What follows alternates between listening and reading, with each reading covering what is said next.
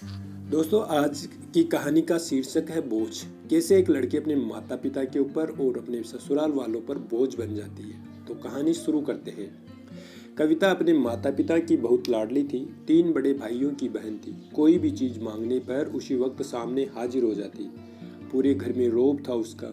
पूरे परिवार और नौकरों पर राजकुमारी की तरह हुक्म चलाती थी कविता। स्कूल में भी पूरा रौब था उसका।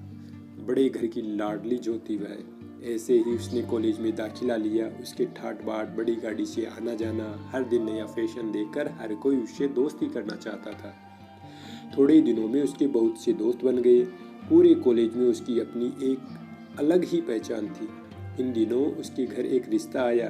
खानदानी लोग थे और पापा की पुरानी जान पहचान थी उनके साथ। कविता के साथ कोई ज़बरदस्ती नहीं थी, पर कविता ने फिर भी हाँ कर दी, क्योंकि वह अपने परिवार से बहुत प्यार करती थी और वह जानती थी कि वह लोग उसका अच्छा ही सोचेंगे। लड़के का नाम राज था। राज काफ़ी पढ़ा लिखा और समझदार लड़का था।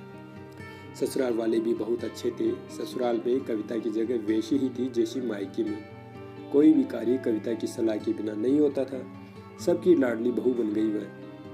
फिर उसके घर में एक बेटे का जन्म हुआ। बेटे का नाम था राहुल। राहुल कविता को जान से प्यारा था।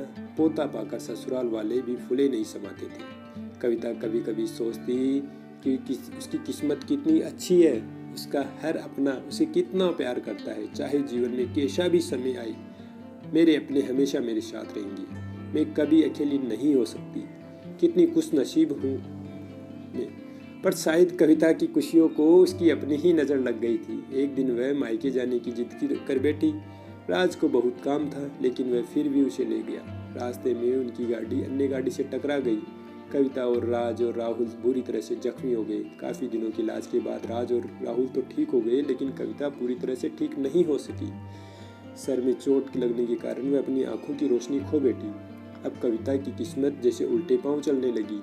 मायके वाले कुछ दिनों तक उसे मिलने आते रहे, फिर कभी कभार फ़ोन करके ही पूछ लेते कि अब कैसी हो। धीरे धीरे ये सिलसिला भी कम हो गया।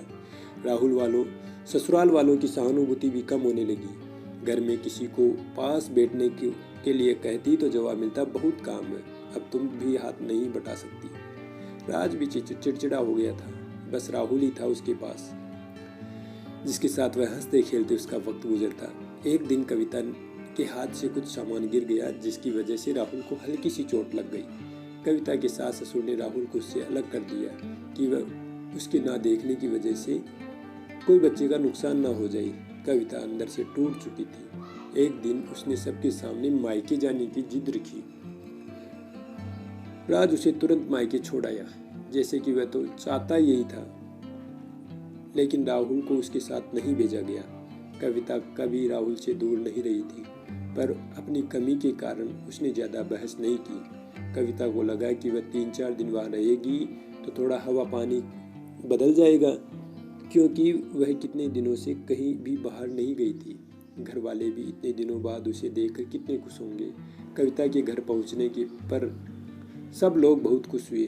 खाने में सब कुछ कविता की पसंद का ही बना था। उसने अपने मम्मी पापा और भाई भाभीियों से दिल खोल कर बातें की। उसने छोटे छोटे बच्चे भी बुआ के साथ घुल मिल गए थे। रात को सोने के वक्त जब वह कपड़े बदलने लगी तो पता चला कि उसका बैग बहुत भरा हुआ था। वह सब कुछ समझ गई। वह उदास हो गई। कुछ दिनों तक तो सब ठीक रहा, लेकिन जैसे सब बदलने लगा। सबका व्यवहार बदल रहा था। वह लोग जैसे थक चुके थे उससे। सब लोग घुमा फिरा कर पूछने लगे कि राज कब आ रहा है उसे ले जाने। वह बहाना बना देती, जबकि वह जानती थी कि उस घर में भी उसके लिए अब जगह नहीं है। कविता से चलते वक्त कुछ ना कुछ नुकसान हो जाता। थोड़ा बहुत टोका टक्की उसे सुनाई देती, वह टाल देती। एक दिन उसके हाथ से एक कीमती फूलदान टूटकर गिर गया। छोटी भाभी ने बहुत हंगामा मचाया। कविता के माता पिता रोज रोज के झमेले से तंग आ गए। उन्होंने राज को खुद फोन कर दिया। राज कविता को अपने घर ले गया। कविता को अपने परिवार वालों से ये उम्मीद ना थी। जिस कविता के कहे बिना घर में एक पत्ता भी नहीं हिलता था, उस घर के लिए अब वह बोझ बन चुकी थी। राज के साथ ससुराल आते वक्त वह बहुत खुश थी। क्योंकि वह अपने घर जा रही थी, अपने जिगर के टुकड़े राहुल के पास। परंतु यह खुशी तो उसकी कुछ पल की ही थी। सारा बंदोबस्त पहले ही किया हुआ था। कविता को सीधे ऊपर कमरे में पहुंचा दिया गया। राहुल से दूर रहने की सख्त चेतावनी दी गई। एक काम वाली लता को उसकी जिम्मेदारी सौंपी गई, जो उसकी खाने पहनने जैसी जरूरतों का ध्यान रखती थी। कविता ज़्यादातर चुप ही रहती। कभी कभार काम वाली लता से थोड़ा बतिया लेती। उसके जरिए राहुल का पता चल जाता। सबकी लाडली बेटी और बहू सबके लिए लाडली से बोझ बन चुकी थी। धन्यवाद दोस्तों।